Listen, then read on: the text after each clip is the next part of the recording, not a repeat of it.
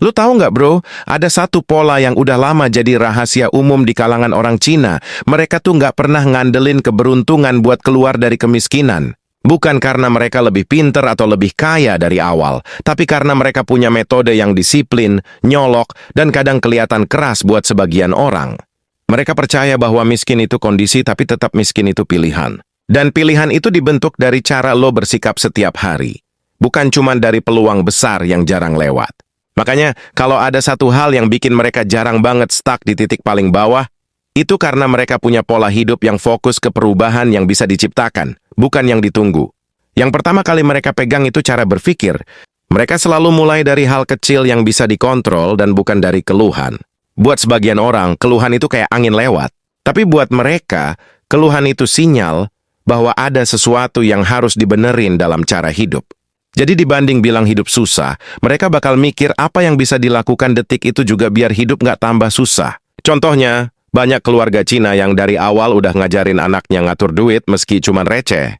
Mereka percaya kalau lo nggak bisa ngatur Rp1.000, lo nggak akan bisa ngatur 10 juta. Karena itu, uang bukan hal yang harus dicari dulu tapi harus dikendalikan dulu. Mentalitas kayak gini yang bikin mereka jauh lebih siap naik kelas ketika peluang muncul. Terus soal kerja keras, ini bukan sekadar kerja siang malam tanpa arah. Bukan begitu bro. Kerja keras mereka itu kerja yang punya lintasan. Mereka tahu kapan harus fokus, kapan harus nambah skill, kapan harus buang kebiasaan. Banyak orang Cina di negara manapun bisa mulai dari nol, tapi yang bikin mereka naik itu bukan jam kerjanya doang, melainkan cara mereka membaca peluang sambil jalan. Misalnya, banyak yang buka toko kecil sambil diam-diam observasi apa yang sering ditanya pembeli. Dari situ mereka bisa ganti strategi tanpa banyak drama. Mereka nyatet pola, nyatet perubahan, terus nerapin. Orang lain masih kesel karena dagangan gak laku, mereka udah ganti 2 strategi dalam waktu seminggu. Tapi ada hal yang jauh lebih penting dari kerja keras. Keberanian menerima proses panjang. Lo lihat deh, banyak keluarga Cina yang rela hidup hemat bertahun-tahun cuma demi bisa buka satu usaha kecil. Mereka nggak buru-buru pengen kelihatan kaya. Mereka bahkan sering dibilang pelit, padahal yang mereka lakukan itu ngumpulin modal sambil menjaga fokus. Buat mereka gaya hidup itu selalu belakangan. Yang utama adalah punya pondasi. Kalau pondasi udah kuat, baru lo boleh ngomong soal kenyamanan. Itulah kenapa banyak yang bisa keluar dari kemiskinan, karena fokus mereka bukan pada hari ini, tapi pada 5 tahun ke depan. Lalu ada satu metode penting yang jarang banget dibahas. Mereka selalu bangun ekosistem, bukan sekadar usaha. Maksudnya gimana? Mereka nggak jalan sendirian. Setiap usaha itu disangkutin ke relasi, dibagi ke keluarga, disupport sama komunitas. Ada yang bantu modal sedikit, ada yang bantu ide, ada yang bantu tenaga. Mereka tahu kalau kemiskinan itu masalah kolektif, jadi solusinya juga harus kolektif. Meskipun kelihatan individualis dalam beberapa hal, tapi mereka tetap gerak sebagai kelompok yang saling ngangkat. Lo lihat aja, kalau satu keluarga buka toko, biasanya ada anggota lain buka toko yang masih nyambung. Itu bukan kebetulan bro, itu strategi yang turun-temurun. Dan ada satu prinsip yang paling keras tapi paling efektif. Mereka selalu belajar dari kegagalan tanpa merasa gagal. Buat banyak orang, kalah itu memalukan. Tapi buat mereka, kalah itu data. Kalau usaha bangkrut, mereka cek kenapa. Kalau barang nggak laku, mereka cari pola. Kalau strategi nggak jalan, mereka ganti arah, semua dicatat, semua dipelajarin. Nggak ada drama panjang, nggak ada merasa diganjal dunia. Bahkan kalau jatuh berkali-kali pun, mereka tetap menganggap itu bagian dari lajur menuju stabilitas. Mereka percaya bahwa miskin itu bukan hukuman, tapi titik awal buat nyusun langkah. Makanya metode terbaru orang Cina buat keluar dari kemiskinan sebenarnya bukan trik ajaib, bukan rumus cepat kaya, bukan motivasi murahan, tapi lebih ke sistem hidup yang bisa dibangun siapa aja selama lo mau komit. Mereka nggak nunggu dunia berubah. Mereka yang adaptasi duluan, mereka nggak ngarepin kesempatan. Mereka yang bikin kesempatan lewat pola hidup yang teratur. Dan yang paling penting, mereka nggak takut hidup sulit sebentar demi hidup lebih layak panjang.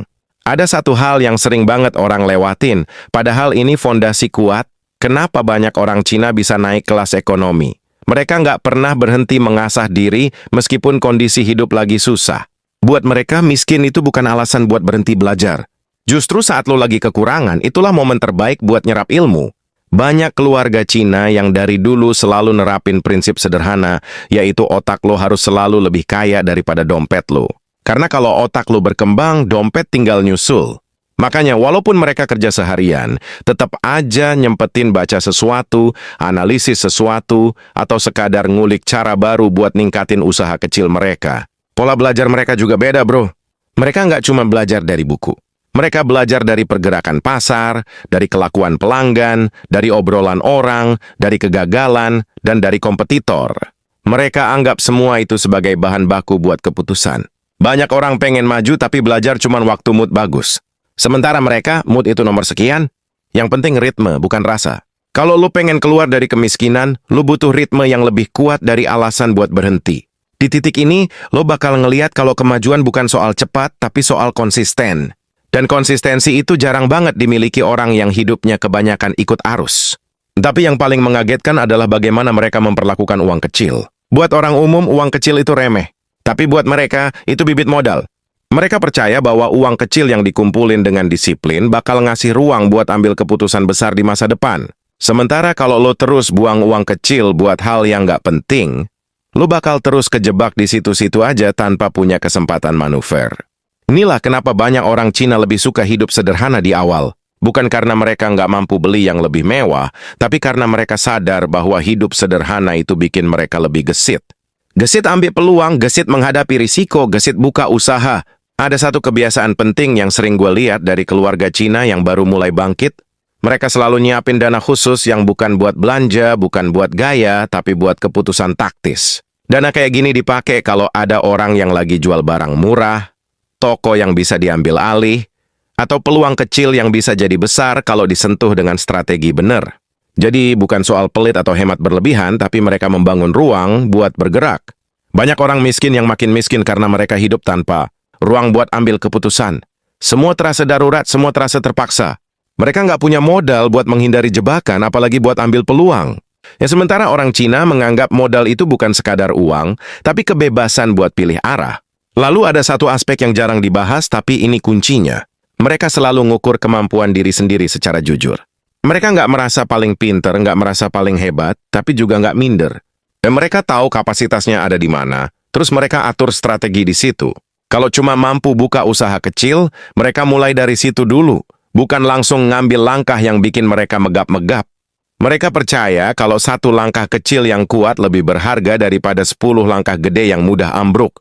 Disinilah letak kerendahan hati mereka dalam berjuang, tapi sekaligus ketegasan mereka dalam memutuskan. Sebagian orang mungkin ngelihat mereka kayak ambisius banget. Tapi kenyataannya bukan ambisi yang dorong mereka. Yang dorong mereka itu rasa tanggung jawab buat ngangkat hidup keluarga. Mereka nggak mau anaknya ngerasain tekanan ekonomi yang sama. Mereka mau generasi berikutnya punya ruang lebih besar buat berkembang. Jadi mereka kerja keras bukan buat gaya tapi buat warisan. Dan warisan itu bukan cuma harta, tapi pola pikir, prinsip hidup, dan kebiasaan yang bisa ditiru sambil berdiri tegak. Selain itu mereka jarang banget nyalahin keadaan.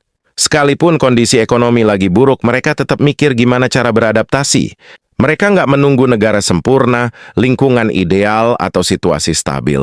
Mereka justru ngelatih diri buat tetap maju walaupun keadaan nggak ngedukung. Karena kalau lo cuma bisa maju saat situasi bagus, lo nggak akan pernah maju jauh.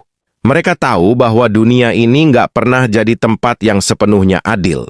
Jadi yang harus diperkuat itu bukan rasa protes, tapi kemampuan bertahan dan kemampuan membaca sinyal perubahan. Dan lo harus tahu, bro, mereka itu jago banget ngelola keseimbangan antara resiko dan keamanan. Mereka berani ambil langkah, tapi tetap punya perhitungan. Mereka berani buka usaha baru, tapi tetap punya dana darurat.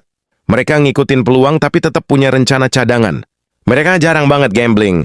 Buat mereka, hidup bukan taruhan. Hidup itu strategi, dan strategi yang baik itu bukan yang bikin lo berdebar, tapi yang bikin lo punya jalur pulang kalau keadaan tiba-tiba berubah. Satu hal terakhir yang sering gue perhatiin adalah bagaimana mereka memandang waktu. Mereka nggak buru-buru sukses dalam 1 atau 2 tahun. Mereka ngelihat perjalanan hidup kayak maraton panjang. Jadi kalau satu usaha gagal hari ini, itu bukan masalah besar. Mereka masih punya puluhan tahun buat nyoba lagi. Kesabaran seperti ini yang bikin banyak orang Cina bisa bertahan menghadapi tekanan ekonomi yang berat. Mereka nggak pernah lelah nyoba. Mereka cuma berhenti sebentar buat mikir, bukan buat menyerah. Ada satu hal besar yang jarang disadari kebanyakan orang ketika ngomongin cara keluar dari kemiskinan. Bukan cuma kemampuan dan kerja keras yang nentuin hasil akhirnya, tapi juga kemampuan lo buat menciptakan lingkungan yang mendukung. Orang Cina ngerti banget bahwa lingkungan bisa ngebentuk karakter, kebiasaan, dan ritme hidup seseorang. Makanya mereka ngejaga lingkungan keluarga dan lingkaran sosial mereka seketat mungkin. Bukan berarti anti sama orang luar, tapi mereka sadar bahwa hidup berdampingan sama orang yang punya arah jelas itu bikin langkah mereka lebih presisi. Lo bisa lihat gimana mereka ngumpulin orang-orang yang punya tujuan sama, saling support, saling tegur, dan saling tarik buat tetap berada di lintasan yang benar. Mereka punya kebiasaan sederhana tapi ngena, ngobrolin masa depan lebih sering daripada ngomongin keluhan. Mereka bahas strategi, bukan gosip. Mereka bahas peluang, bukan drama. Dari kecil aja, anak-anak mereka udah dibiasain dengerin obrolan tentang cara ngatur uang, cara dagang, cara manfaatin waktu, sampai cara ngelola risiko. Jadi mindset itu kecetak sejak dini. Sementara banyak orang yang tumbuh di lingkungan yang ngomongin masalah terus, akhirnya mentalnya kebentuk buat nyalahin keadaan. Dan begitu mental itu kebentuk, susah banget buat ngelepasin karena pola pikir itu nempel ke keputusan sehari-hari tanpa disadari. Tapi bukan cuma lingkungan yang bikin mereka beda. Mereka itu jagonya ngatur energi. Lo pasti pernah lihat bagaimana mereka kerja tanpa banyak buang waktu. Mereka nggak suka nunda, nggak suka manis-manis di awal. Mereka lebih suka beresin tugas berat duluan biar sisanya ringan. Kebiasaan kayak gini bikin mereka lebih produktif dibanding orang yang kerja banyak tapi arahnya berantakan. Mereka ngerti bahwa setiap menit yang lewat itu punya harga. Dan harga itu bakal kelihatan nanti ketika keputusan kecil hari ini ngejalanin hasil besar di masa depan. Karena itu mereka nggak remehin tugas sepele kayak nyatet pemasukan, ngecek stok, ngatur harga, atau ngelihat pola pembeli. Semua detail itu penting karena detail adalah fondasi dari usaha yang stabil. Hal lain yang jarang disorot adalah keberanian mereka buat ngaku salah dan muter arah. Banyak orang yang kalau udah ambil satu langkah buruk, gengsinya gede buat balik dan ganti strategi. Sementara orang Cina cenderung lebih realistis. Kalau sesuatu nggak jalan, ya ditinggal. Kalau untung makin tipis, ya cari alternatif. Kalau pelanggan berubah pola belanja, mereka ikut berubah. Mereka nggak keras kepala mempertahankan hal yang udah nggak relevan. Buat mereka, salah itu bukan aib, tapi penunjuk arah. Dan penunjuk arah itu nggak datang dari teori, tapi dari ngadepin kenyataan dengan kepala dingin. Selain itu, mereka punya keunggulan besar dalam hal memandang usaha sebagai perjalanan yang berkembang pelan tapi pasti. Banyak orang pengen hasil cepat, pengen perubahan instan, pengen sukses dalam hitungan bulan. Sementara orang Cina ngerti bahwa naik kelas ekonomi itu hasil dari akumulasi keputusan kecil yang disiplin selama bertahun-tahun. Mereka sabar banget ngumpulin modal, ngatur pengeluaran, ngembangin usaha sedikit demi sedikit, tanpa harus selalu pamer keberhasilan. Mereka nggak butuh validasi dari luar. Yang mereka butuh cuma kepastian bahwa keluarganya punya kehidupan lebih aman di masa depan. Dan lo harus perhatiin satu pola unik. Mereka itu nggak takut memulai dari titik yang paling rendah. Lo bisa lihat banyak dari mereka yang mulai dari jualan kecil-kecil di pasar. Tapi mereka selalu bawa sikap profesional meskipun usahanya kecil. Barang ditata rapi, harga jelas, pelayanan cepat, tempat bersih, cara ngomong sopan tapi tegas. Mereka sadar bahwa kerja kecil yang dilakukan dengan penuh integritas bakal ngebentuk reputasi yang jadi modal berharga. Sementara banyak orang lain yang kalau usahanya kecil, ya kerjanya juga seadanya, padahal sikap itu justru bikin usaha kecil mereka nggak naik-naik. Satu lagi hal penting yang nggak boleh lo lewatin, cara mereka memperlakukan waktu keluarga sebagai ruang strategi. Banyak keluarga Cina yang ketika makan bareng mereka nggak cuma ngobrolin makanan. Mereka bahas apa yang harus diperbaiki, siapa yang butuh bantuan, apa yang bisa dikembangin bareng, dan bagaimana mereka bisa naik bareng-bareng. Jadi keluarga buat mereka bukan cuma tempat pulang, tapi basis operasi kecil. Dan basis kayak gini bikin keputusan mereka lebih solid. Karena setiap orang tahu perannya masing-masing. Tapi tentu saja, semua ini nggak berarti hidup mereka selalu mulus. Banyak juga yang jatuh, gagal, bahkan bangkrut. Bedanya mereka nggak berhenti meskipun gagal. Mereka punya keuletan yang nggak gampang patah. Mereka percaya bahwa keberhasilan itu bukan sesuatu yang dikasih, tapi sesuatu yang ditarik paksa lewat kerja keras, kebiasaan disiplin, hubungan yang kuat, dan sikap jujur pada kemampuan sendiri. Lo bisa jatuh 10 kali, tapi kalau lo berdiri 11 kali, lo menang. Dan prinsip kayak gini yang bikin banyak orang Cina tetap bisa bangkit meskipun situasi ekonomi lagi kacau. Akhirnya, ada satu pesan penting yang bisa lo ambil dari metode mereka.